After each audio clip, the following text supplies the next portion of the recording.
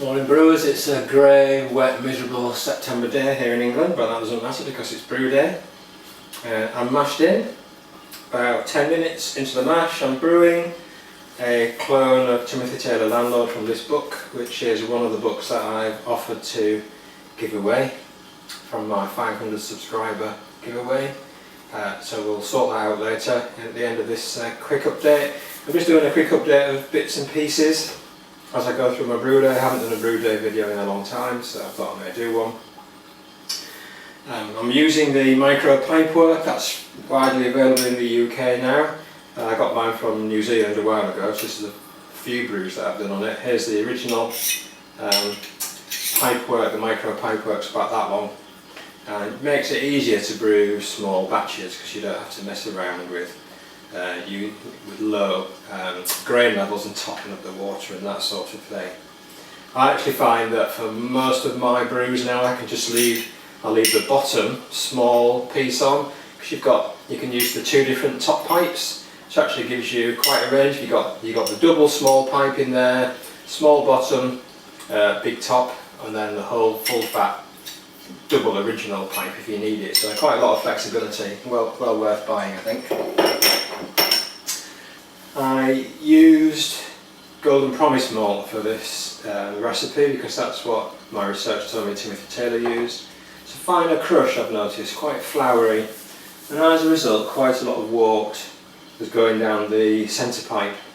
And that's one thing that I see on forums, people worry about that and start throttling their pump back.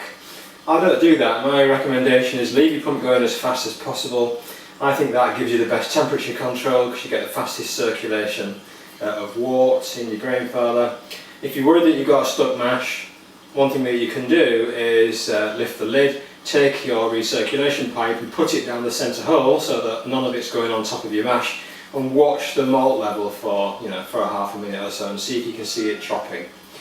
So I'll do that now and show you what it looks like. So here's the view into my mash.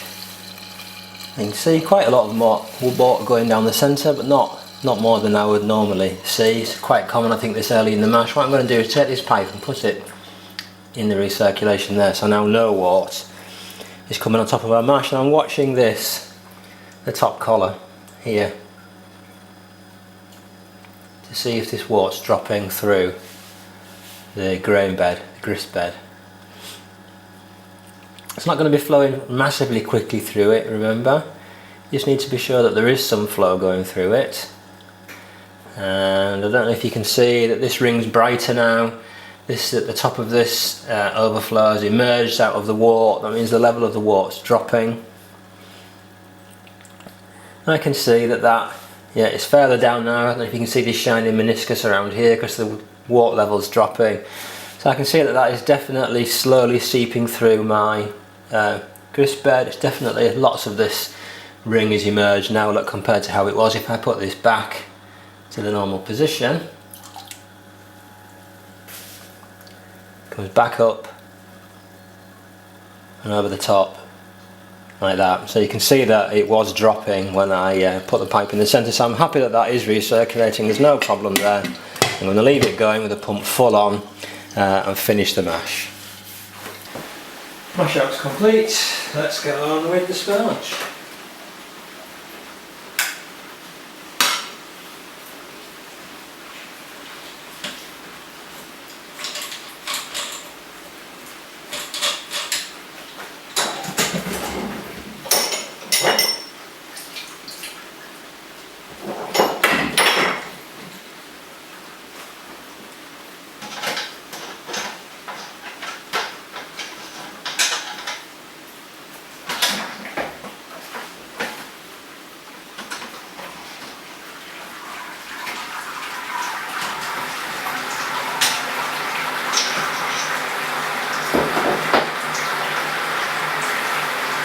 Normal,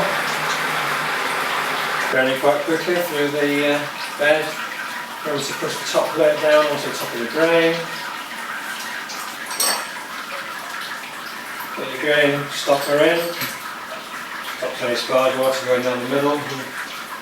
Okay, that's the sparge done. It took about just over 20 minutes, so it's a little bit slower than my sparge often is with my standard malt, but 20 minutes is a good time to get that compromise between you don't want the sparge water rushing through. Leave the grain basket on until you get close to the boil, that way you get the maximum drain captured out of the grain basket and you get your best efficiency. So I'll be back when this is at the boil and we're ready for the hop additions. Okay, we're at the boil. I've got slightly more volume than I was expecting, 30 litres instead of 28, one reason and another. So my options are to boil for a bit longer to reduce the length down to the, about 3 litres boil off is typical for my Grainfather I find, so I'll be at 27 litres instead of 25 if I boil for an hour. My options are to boil for longer, so I could boil for 30 minutes and then start the 60-minute hop addition, end up with the right volume. But I've checked the specific gravity with my refractometer and it's at about 1.038, so according to my maths that's quite high efficiency. I'd be at about 45 if I boil it down to the 25 litres. I want to be at about 42. So all in all, even if the beer's a bit long, a bit at 28, even if the beer's at 28 litres at the end of the boil, or 27 litres, the specific gravity will probably be in about the right place. I'll just have more beer. That's a good thing, if my refractometer is correct. So, all that done, I'm going to crack on. So my first hop addition is going in. Now this beer uses 2 hop additions, one at 60 minutes, one at 10 minutes. They're a mixture of ordinary East Kent Goldings and Styrian Goldings. I had some of those in my freezer. I just needed to buy a few more of the Styrian Goldings, so I bought them, made a bit of a boo-boo. So the Styrian Goldings I normally use are Bowbeck, which are about something like 3.1% alpha acid, I think. Not paying sufficient attention, I ordered this variety, which are Sabrinsky or something like that. Let me have a look. Yeah, Savinsky. 1% alpha acid. So that caught me out. So basically I'm going to add all 100 of those grams in at the 10-minute boil point. So a big hop addition at 10 minutes with only 1% alpha. That might turn out to be a good thing. So this is settled down now. I've decided to go with the 60-minute boil and the extended length, maybe end up with a bit more beer but at the right specific gravity, provided my refractometer reading is correct. And we'll see, I'll check in at the end and I'll tell you how it all works out. Because this sort of is a follow-up to that efficiency videos that I did. Check things as you go along, you should end up in the right place. So check back later. Okay, we're coming up to the 10-minute mark in the boil now, so I'm going to put the Irish moss in.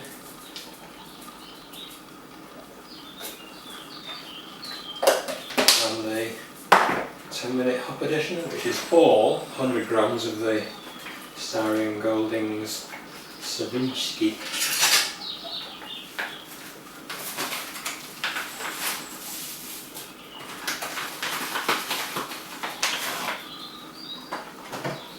And stirred in. So that's about nearly 200 grams of hops in there.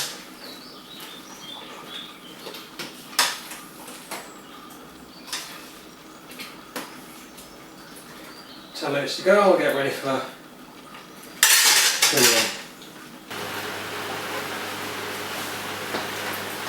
Okay, so we're chilling. I'm getting it down to 21 or 20. Flow's not very fast. Challenge I've had recently is that my tap water is at about 19-20 degrees in the summer. I know we're heading into autumn now. So I've struggled to get the chiller to be as effective as it usually is. The water's just so warm. I've been using a lot more water, higher flow rates. Also invested in a thermometer here. I've tried various electronic thermometers fastened on the end, as you'll have seen in my other videos, but they don't seem to last 5 minutes. This has got no moving parts, it's just got an liquid crystal temperature sensor on that metal block. So I'll see how I get on with that. That's telling me that I'm chilling to 21 degrees at the moment. I think I might compromise that temperature and go a bit faster. By the way, if you use these fermenters, this is the way I aerate my beer now. Grainfather paddle in there, slap the lid on with the hole in the top. Look at that, stir like crazy, works well.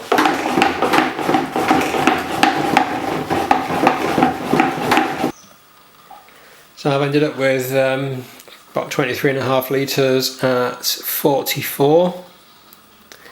I was aiming for 42. So I'm happy with that. Obviously slightly more efficient than I put into the recipe. I think about 83% efficiency into Beer Smith, so I'm obviously a bit above that. I'll go and dial it in, see what it comes to. I've given it a good shake and aeration, and I'll get it upstairs and into the fermentation fridge and pitched. So we're about 24 hours in now since pitching. Here's the fermentation fridge. The brew's in the bottom and it's going off at a fair lick, as you can see. Top, I've got a golden ale that's just been cold crashed. That's ready for going in the keg. I'll be doing that in a few minutes.